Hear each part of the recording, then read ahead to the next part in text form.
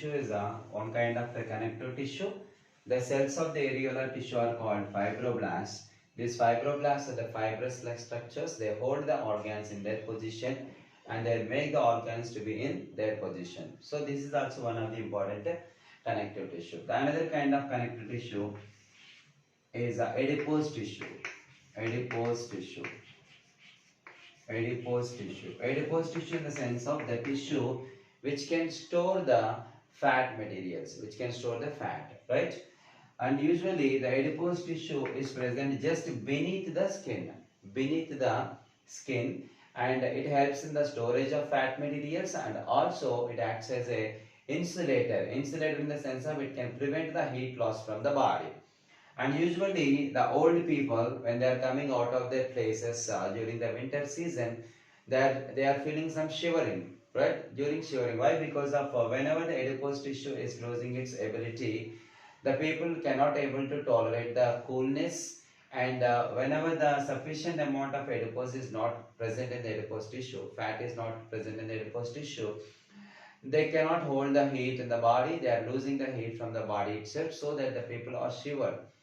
And shivering of the muscles. What is the shivering? Shivering means the contraction and relaxations of the muscle randomly to produce the heat, so that the people are shiver during the cold or cold situations. And that another kind of a connective tissue is bone. Bone is the another kind of connective tissue, which is the biggest part of the body. I think it is the internal framework of the body also, almost the specific shape of the body because of a skeleton. In the majority of the organisms, the skeleton is made up of bone only, right? And bone is made up of the cells called osteocytes. Osteocytes. The bone cells are called osteocytes. Generally, the osteocyte cells are made up of that.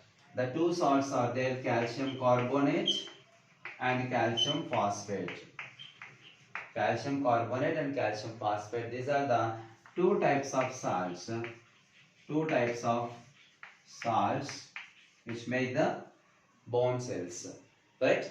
And we know that bones are most important, and not only for providing the framework and giving a specific shape to the organisms, and like a skeleton of an organism, and it is also responsible for production of the red blood cells also, because the bone containing the material called bone marrow, which is producing the red blood cells also. So this is also another kind of a connective tissue. And next one is a ligament. Ligament is another kind of connective tissue. Ligament is another kind of connective tissue, and which is present between bones. Between bones. Simply we can say that where two bones are connected with each other, like the joints of the bones. And it's a kind of elastic tissue. Ligament is a kind of elastic tissue which can able to make the movement of the bones in the joints itself. And this ligament is made up of a protein. The cells of the ligament are made up of a protein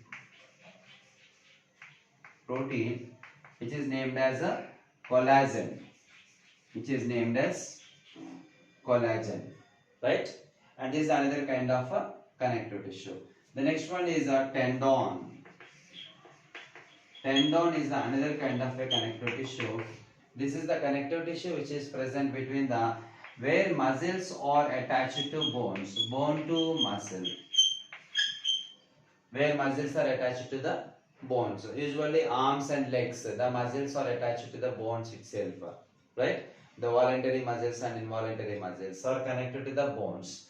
And where the bones are muscles, or muscles to the bones are connected with each other, we can find the tendon. This is also a fibrous material, and it is also made up of a protein, just as the ligament, the collagen. So both ligament and tendon are made up of a protein called ligament. But here the ligament is present in the bones, bone to bone, and tendon is present between the muscle to bone. So this is also another kind of a connective tissue. The latter, one more connective tissue is there. That's nothing but blood. Another kind of connective tissue. is present, that's nothing but blood.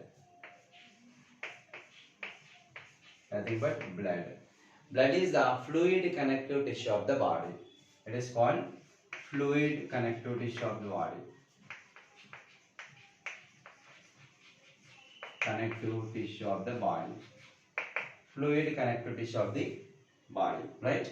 And why? Because the majority, 80% of the blood is a fluid material, nothing but plasma, and 80% of the plasma is water, and the rest of the 20% the solid particles, nothing but the proteins present in the blood, and also the blood cells, right? The blood is a component or the material which containing the plasma, serum, and blood proteins, and anticoagulant like a heparin and blood cells.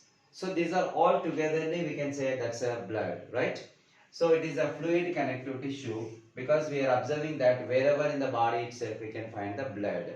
Blood is connecting almost all the body parts in the body, and also it can transport the oxygen from one place to another. It transport the materials where they are needed from where they are produced, the nutrients, and they are extracting the waste materials produced from the tissues or cells to the, and they can bring back to the where they are disposed. So blood is connecting almost all the body cells and body parts in the body itself, right? And that this blood is containing the three parts we discussed already. That one is the plasma,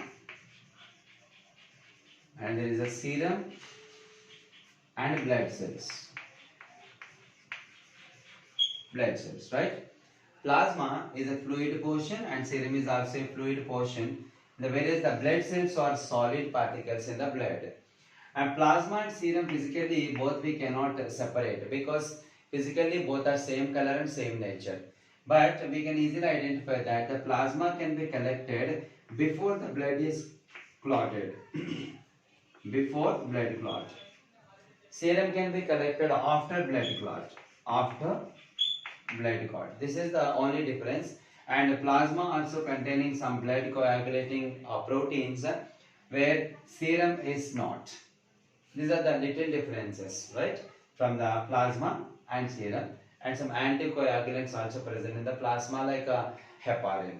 So we'll see that now what the blood cells are present in the blood and how they can be connected and what their functions is, right? And usually in the human beings we can find that 5 liters of blood is located.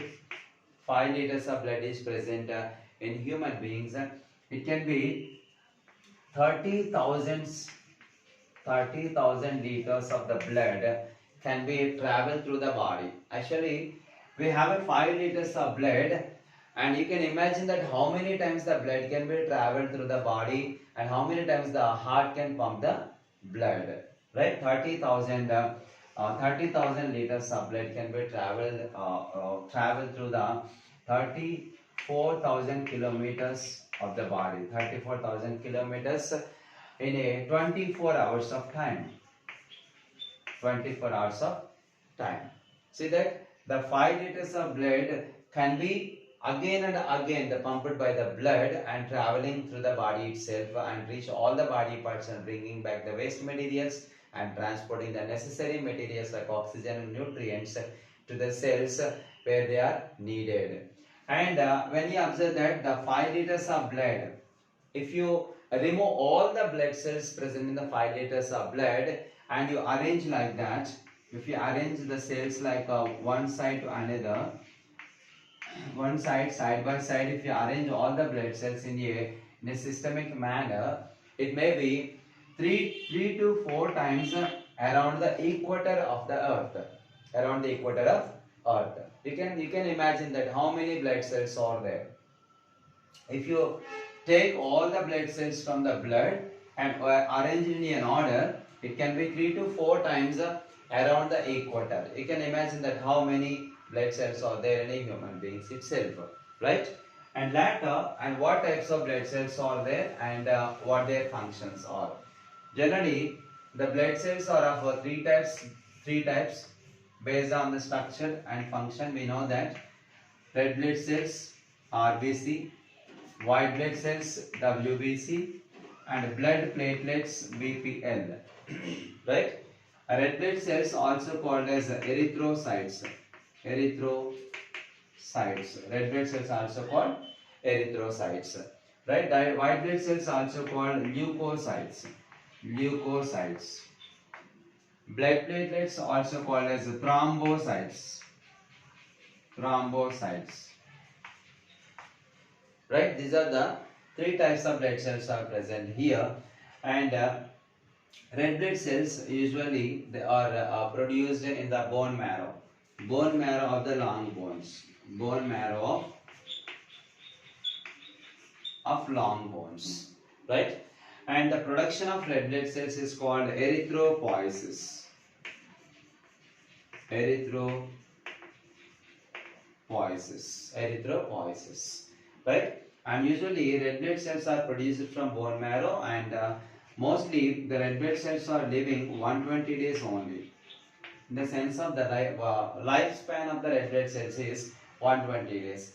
After 120 days, the red blood cells are died in the spleen. Died in spleen.